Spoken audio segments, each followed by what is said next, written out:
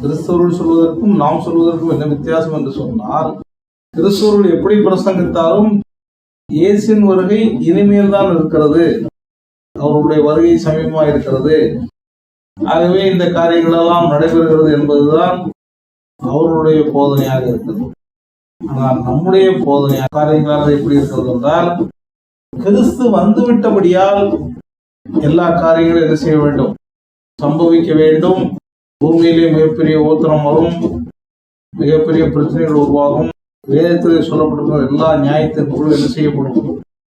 ஆகவே இன்றைக்கு நம்முடைய செய்தியானது கிட்டத்தட்ட 50 ஆண்டுகளை கடந்து விட்டது. இன்னைக்கு நம்ம கேட்கிற கேள்வி அதுதான். இன்றைக்கு இவர்கள் இப்பொழுது இயேசு வரப்போகிறார் என்றும் இதோ வந்து விட்டார் என்றும் நெருக்கமா இருக்கிறார்கள் சொல்லி இப்பதான் எல்லாம் நிறைவேறுது, இப்பதான் யுத்தம் வரப்போகுதுங்கிறாங்க. ஆனா ஏற்கனவே அநேக தீர்க்கதரிசிகள் அந்த நாட்களிலேயே இயேசுவின் வருகை இருக்குன்னு சொல்லி அநேக யுத்தங்களை பத்தி என்ன செஞ்சிருக்காங்க, சொல்லியிருக்காங்க. இப்ப கேள்வி என்னன்னா, இன்றைக்கு இவர்கள் சொல்வது உண்மையா அல்லது அன்னைக்கு அவங்க சொன்னது உண்மையா?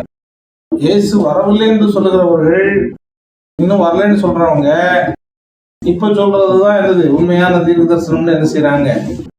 அதே மாதிரி இப்ப மற்ற இந்த சோசியல் மீடியாக்கள் உள்ள இதுகளெல்லாம் பார்த்தா, இப்ப இந்த பிரசங்கியாருடைய போலி முகத்தை பூரா என்ன செஞ்சு காட்டுறாங்க, கிழிச்சு காட்டுறாங்க. எப்படி எல்லாம் கள்ள தீர்க்க சொல்கிறார்கள், எப்படி கள்ள போதனைகள் பண்றார்கள், இவருடைய நோக்கம் என்ன, பணம் சம்பாதிக்கிறது மட்டும்தான் அவருடைய நோக்கம்னு என்ன செய்யறாங்க.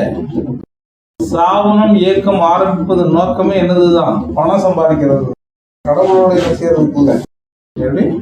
அது மாத்திரம் இல்ல, உலகத்துல நீ எந்த பெரிய ராஜ்யத்தை ஆரம்பிச்சாலும் எந்த பெரிய ஸ்தாபனங்களை கட்டினாலும் முடிவது என்னதுதான், தோல்விதான் என்பது நிரூபிக்கப்பட்டிருக்கிறது.